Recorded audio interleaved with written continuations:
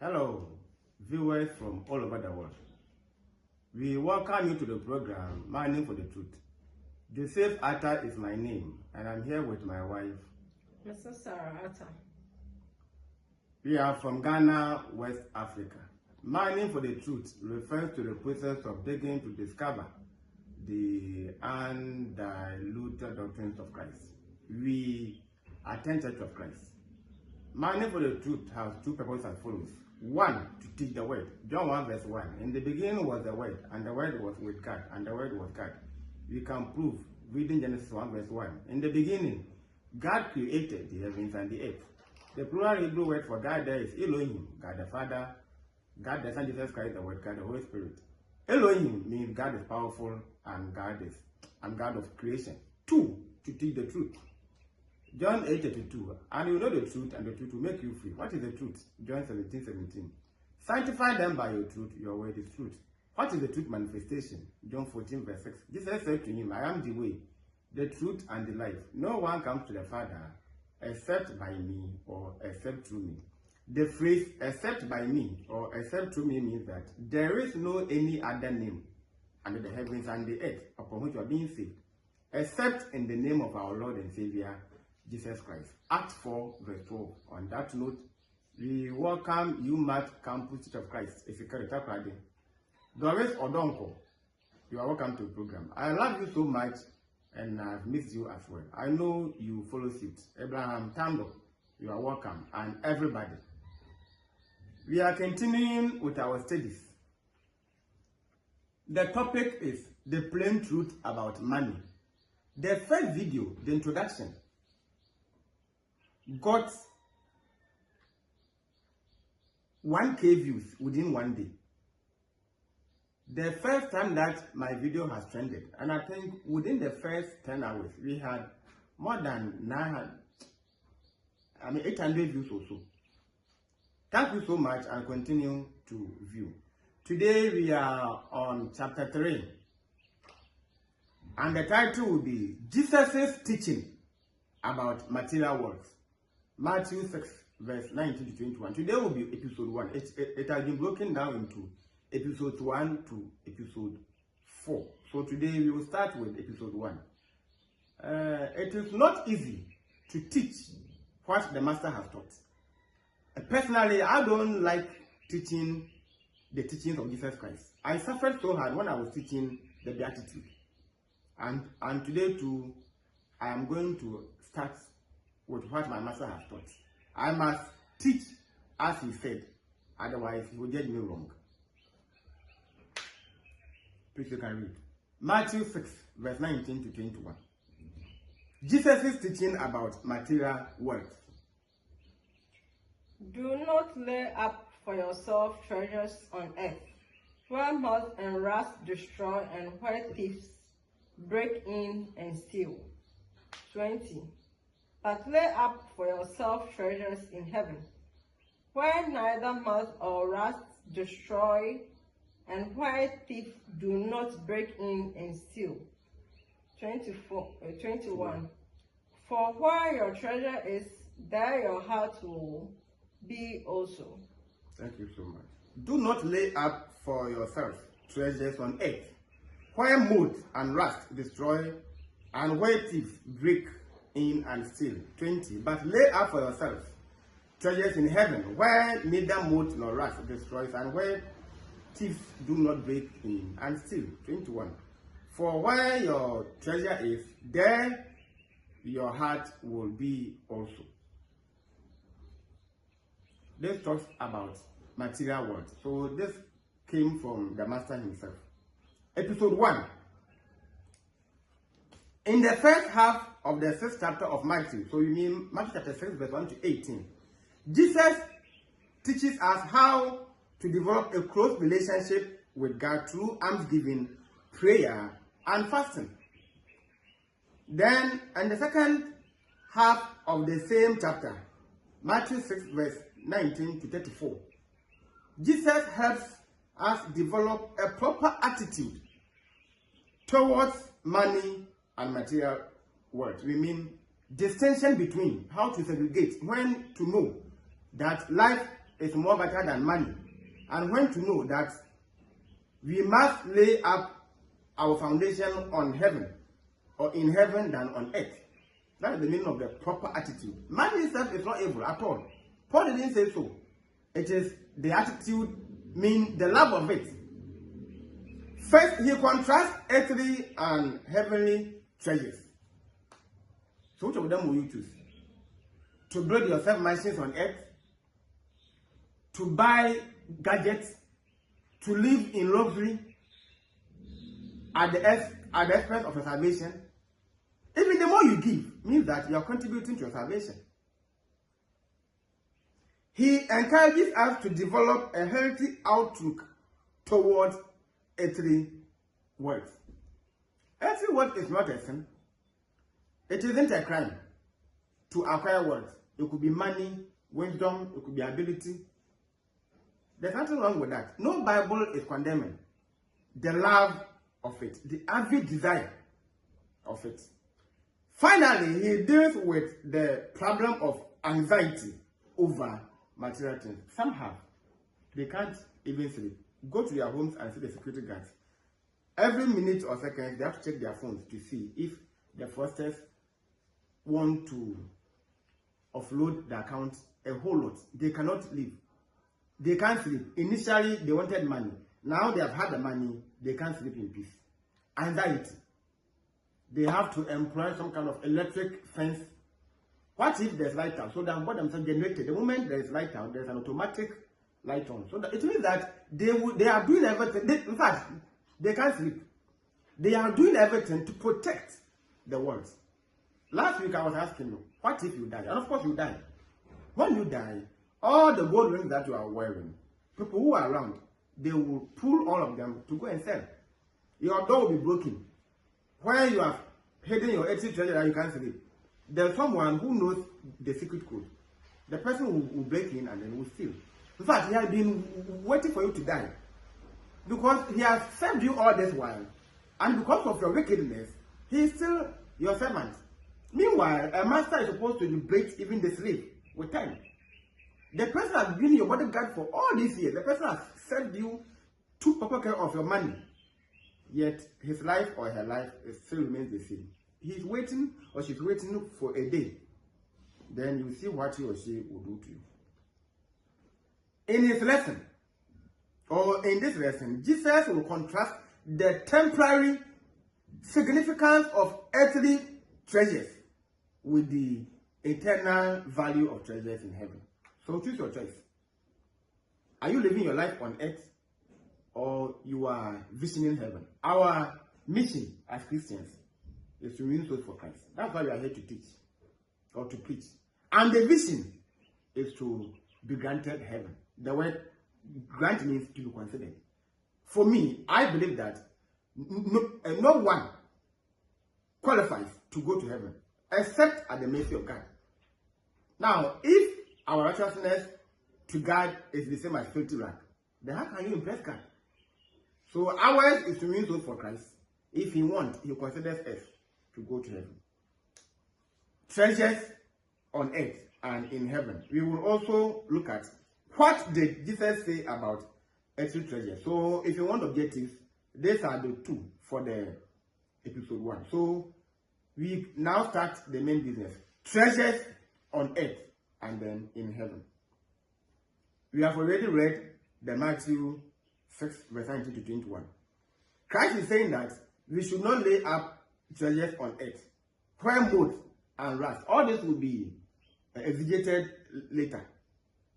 Rust destroy, and where thieves break in and steal. But lay up your treasures, lay up for yourself your treasures, or for yourself treasures in heaven, where moth and rust do not destroy, and where thieves do not break and steal. For where your treasure is, there your heart will also be, or will be also. So this means that the moment you lay your treasures in heaven, it is forever secure. Have you ever heard that a thief has been able to go to heaven to steal from God? It is impossible. But whatever we acquire, because of insecurity, we have to secure. Some have even died in their rooms because of burglar proof. they couldn't find the key to unlock the padlock when there was danger, when there was fire outbreak. All because we are trying to prevent the thief. The name burglar proof. You know, it should be burglar proof. Now, burglar proof means that to prevent the beggar from stealing. A beggar is someone who is in need. The moment you are in need, they become a thief. I believe that not all people that they wanted to be thieves because of circumstances. Time changed circumstance, and circumstance changes the course of a man's life. So someone who was a pastor could turn into an armed robber because of necessity or because the person was in need. So we are supposed to rather focus in heaven than on earth. However, the Bible is not condemning that. Do not live life. Now, what did Jesus mean? Now, when you read about Matthew 6, verse 19-21, there's a scenario. What comes into your mind? What do you know? Was he talking to us or his apostles or disciples? He was talking to them, and now he is also talking to us. So let's see what the experts are saying. According to language experts, the grammatical construction of this text seems to indicate that Jesus was commanding his followers to stop doing something that they were already doing. And Judas Iscariot was an example. So go to John 12, verse 5 and 6. Of course, verse we will read. So Jesus Christ was warning the apostles. He was warning them because they were doing something that they were supposed to stop, or they were doing something that they were doing already. Extortion, stealing, preferring. You see, preferring is a small stealing. Preferring is not stealing. Preferring is when you start to steal small. Some were preferring.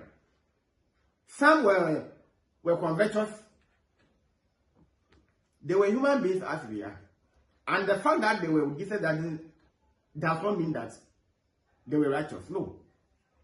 Remember, he picked them from the world. So we say that Jesus was commanding his followers to stop doing something they were already doing. What were they doing? John 12, verse 5 and 6. We are giving you an example of what some were doing.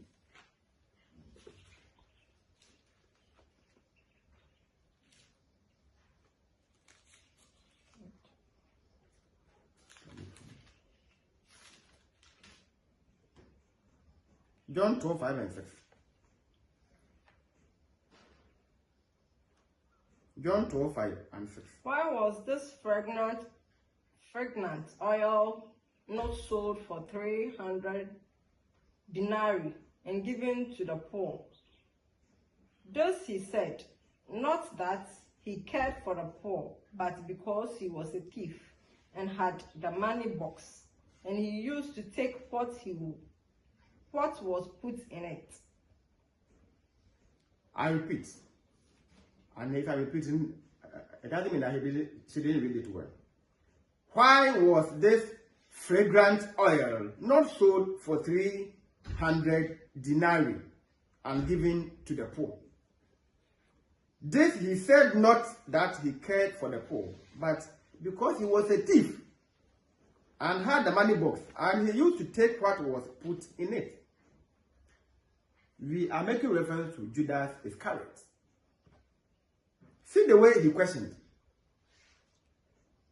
Why was this fragrant oil not sold for 300 denarii and given to the poor? As if he was making sense. And this is how human beings are. So crafty, and this is also a disrespect. In fact, when I was writing this in 2017, I was shocked and surprised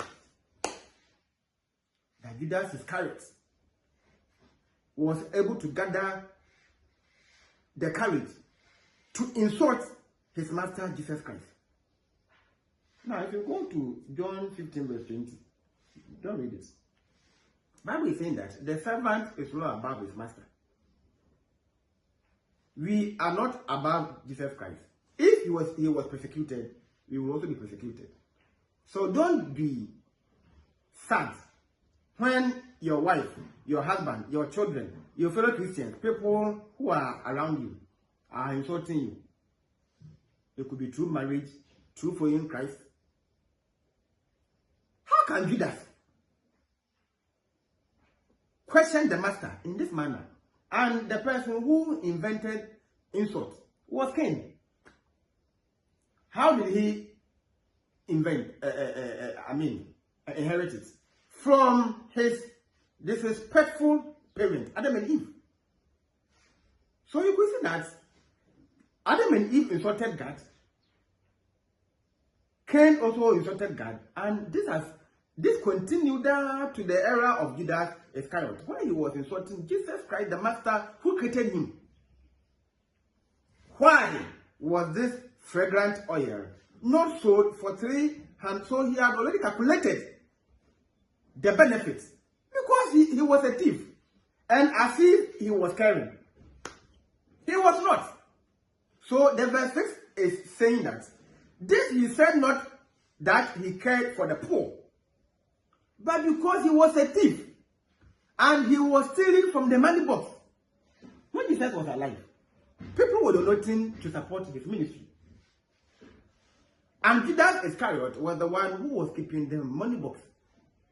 Jesus Christ was not interested in counting. The Bible is saying that the Holy Spirit knew Judas Iscariot was a thief. Simple. So this reminds me that I think I'm living a better life. For sometimes I keep quiet and I don't talk. Not that I've not seen that you are hurting me, but I keep quiet. And when you keep quiet, it doesn't mean that, or when you are silent, it doesn't mean that you fear. But you try to avoid trouble. Christ himself knew that Judas was a thief, and he didn't waste his time to question him. Now, the irony is that if you have ears, listen. It is not always that you have to force someone to listen to you. At times, people have been saying that I am selfish. Even some of my church members are saying I'm selfish. That I don't use my life experience to educate the upcoming or the young ones. I quote to them as Paul quoted. Learn from me, just as I've also learned from Jesus Christ. Simple. Are you blind? So you are blind. So you cannot be sensible enough. Use your common sense to learn my character. Unless I host a podium to narrate my story. I hate that. You never hear my story. The only person who knows my story, my wife and also Donko. That's all. I don't say my story outside. I won't say. Learn. Do you now understand why Judas asked that silly question to his master? So because of this, that's why Christ said that, do not lay up your treasures on earth, but in heaven. Because he knew that Judas Iscariot was a thief, and he was building his popularity on earth than in heaven. So that's why we're saying that Christ was telling his apostles to stop what they were doing. And today he's also directing to us. If you don't sit down somewhere and think that we come here to insult you. I wrote this in 2017. So of course, August to 2017. I just had to revise. Where my wife became the proofreader, and now we are teaching. So most of our teachings were done long ago. Judas was motivated by greed. Judas, the word is motivation. When you go to teaching, sometimes some parent will come to the office. Why have you left my child to do this?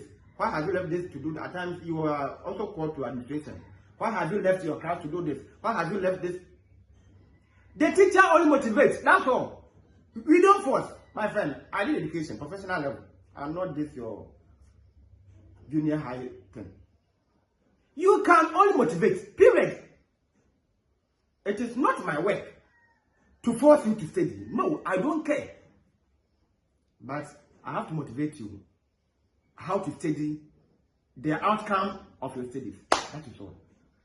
If you go to university, lecturers don't even have time to come and advise you to they don't even know you. How much more you should come to class to waste productive hours to advise you as old as you are. Learn. Don't go out partying. You have to sleep. They don't have time for you, my friend. If you not study, they will fail you. And then at the end, maybe you get passed. Once your friends are getting first class, second class upper, you come home with pass. I remember there was a boy when I was at the university. He was doing management. Simple management. Management is so cheap. You mean those from secondary school who did accounting and could not get proper grade? When they go to university, they offer them the management. So we were making for because it was full of female students. Even management, the only program where they obtain the highest of first class during my era, and I'm sure it is so cheap. Pure reading, some keyboarding in terms of IT. He had passed. Why did he get the pass? Womanizing. I don't know whether he was a mad person or not. Bringing women to the room that they were 41 every day. I was told that, in fact, I competed, I think 2 years later before he competed. I was called and told that he could not attend the graduation because of shame. How can you do management? First degree and come up with pass. Pass is after third class. No first class, no second class, upper, lower, no third class. Pass was what he had. I can only motivate.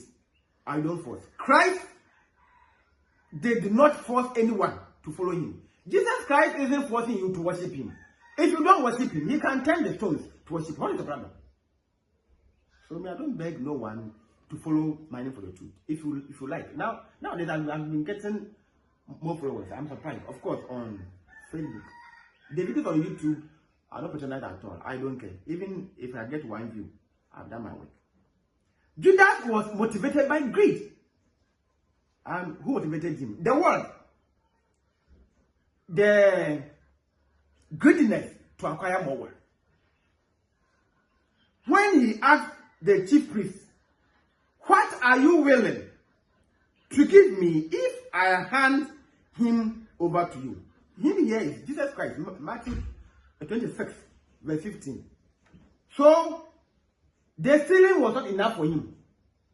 The stealing that he was stealing from the money box was not enough for him.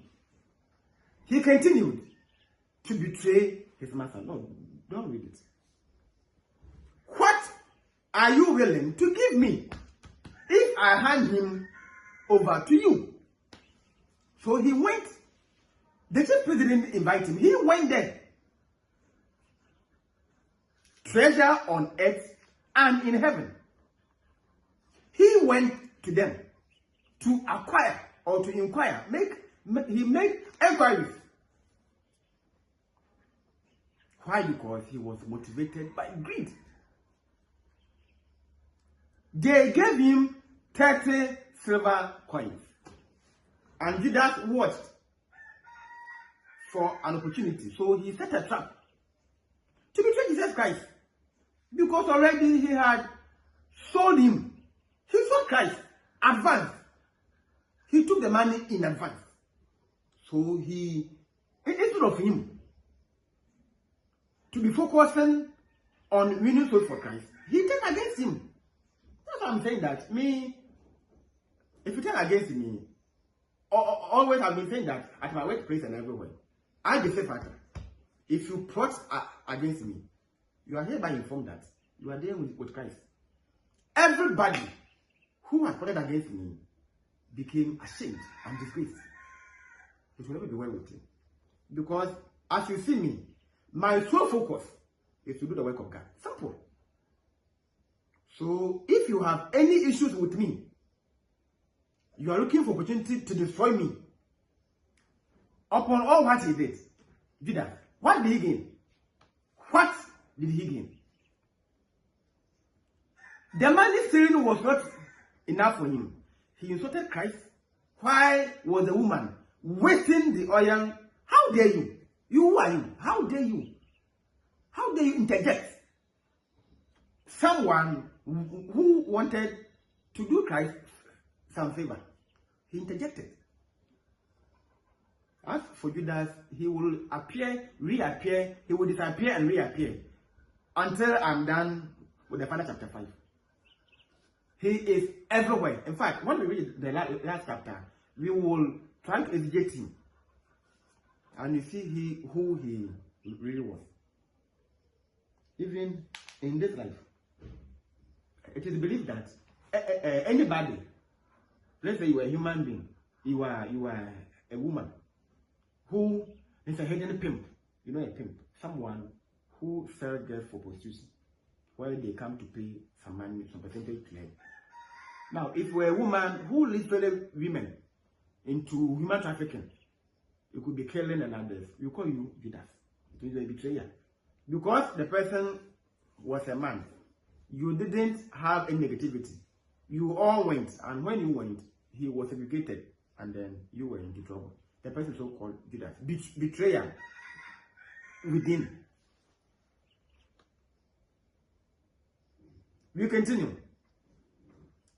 The desire to accumulate material wealth is a strong and widespread characteristic of human beings. Every human being desires to acquire wealth, buy car. In fact, nowadays there's more traffic in Takwadi here. How I wish I have a car. In fact, I wish I have a car. If I listen to me and then if you want to buy me a car, I'll be glad. In fact, the traffic is not easy. Because I don't have my own car, I go to station to queue. When you get the car, if I am driving alone, it's when I can use some simple shortcut routes. But the driver will decide where to pass. Sometimes you are stuck in the traffic. I waste more time from work to go to the house. So I'll be happy if I have money to buy a car. So also you also have your needs. Does not mean that I must convert to kill, to use dishonest means to buy a car. So we are all affected. Even today, most people turn a deaf ear to Jesus' teaching on this subject. Even though I'm saying it, most of us, we still turn deaf ears to it. Upon all the warning, upon all what I'm explaining, people will still turn deaf ear to it. So this means that the truth of Judas Iscariot continues to rule in the human race. B of our objective. What did Jesus say about earthly treasures? Jesus did not say that material possession or possessions are evil. Job was rich. Abraham, Isaac, even Solomon, and other biblical heroes were wealthy men, money, and the knowledge. So Jesus Christ is not condemning. I mean, how can Christ condemn? If he's condemning, why did he make King Solomon that filthy rich? Neither did Jesus say that we should not save for the future. No. If you go to Proverbs chapter 6, verse 6, the inspired words of Solomon is saying that it is wise to save for a rainy day. This is the wisdom that we derive from the ants. Knowing it as so tiny can be killed by even wind. Even air, I won't even say wind, air can kill the ants. It has a shorter lifespan. It doesn't know when the rain will start to fall, so it prepares in advance so that before the rain starts falling, it can go into hidden or into hiding and rest. Alternatively, it is foolish to store up earthly treasure or treasures for ourselves and live in luxury while others are suffering. Least privilege destitute people. You have more in abundance. You will share. You have kept them at a store so that you will eat. We are driving towards the story of the rich young fool. And if you are good with the Bible, it is also foolish to put your trust, or to put our trust. Let me even say our trust. I won't say your trust. Our trust in riches, and to focus on our, or to focus our affection on worldly things. What are you attracted into? Is it womanizing, buying of cars, TV, phones, going out to party, to buy drinks to drink, go on vacation? What is your affection? We are all preoccupied that we don't have time for nothing. People have even concluded that there is no God, so that they will have time to sell. People hate the Bible because the Bible always contradicts their evil attitude. Now, Jesus told us a story in Luke chapter 12. If you want, you can begin from 19 to 21. Of a rich man, a rich young fool actually, who refused to share his wealth with the poor, but rather built a barn, stored up all what he had, and said to himself, "You have plenty of good things laid up for many years. Take life easy. Eat, drink, and be merry." Luke 12 verse 19. We said that this also last week. We may also use it again because we are dealing with material words. And with time, we're going to exegete the 19, 20, and then 21 as a different, or on a different episode. God said to him in the verse 20, "You fool, your soul shall be taken away from you this very night.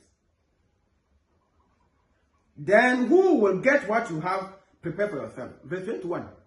When you are dead and gone, we will see that you refuse to share. Take it, be merry, have fun. When your soul is taken away from you, then you will see who will come to inherit. The person could be a fool if you go to the book of Ecclesiastes.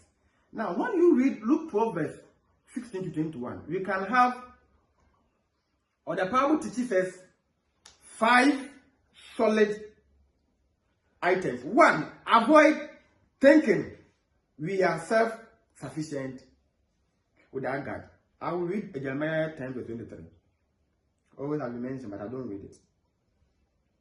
Jeremiah 10 verse 23. "Oh Lord, I know the way of a man is not in himself. It is not in man who walks to direct his own steps." When you learn about the story, the parable of the rich young fool, 1, he's saying that avoid thinking we are self-sufficient minus God. He thought there was no God. When you're about to die, you must have an encounter with God. I've been saying, Mr. Corey one day came to me and said that, "Atta, I've been listening to you, and it is true that before you die, you must have an encounter with God by force." 2, comprehend that God is the giver of life. So God took his life. "You fool, your soul shall be demanded from you this night." And God killed him for his foolishness. Number 3, eliminate greed. Share what you have. Share what you have. You must have respect for God, that He created you. He gives you life. How can God create you? Then you turn back to insult Him. There's no God. Bible is a myth, a whole lot. 4, live generously and share our possessions with the rightful needy. People who are vulnerable. There's a saying, what is money if you can't share with the rightful? The one is not needy, rightful needy. People need than others. The rich give the rich, and it's wrong in some ways. The rich must give the poor. The destitute, you'll be there and then someone will bring you iPhone 17, where the person has money to buy even more than that. You could, in fact, God could have blessed you more if you had shared the money, that huge money. If you had, divided it to pay some 2 or 3 students school fees or buy them laptop. Point 5, prioritization of spiritual richness of material wealth. How are you prepared? Are you living to go to heaven, or you think you're going to stay on earth? The earth will be bent up. So where will you stay? When the earth is bent up, where are you going to stay? On that note, next week we come your way with the fleeting value of every possession. Matthew 6 verse 19. That will be episode 2. That's why I said that we are going to break 19, 20, 21, and then we will do justice to it. If you have any question. On that note, thank you for your time, and see you next time. In case you don't see me, my wife alone will present, either now or in future. Bye bye.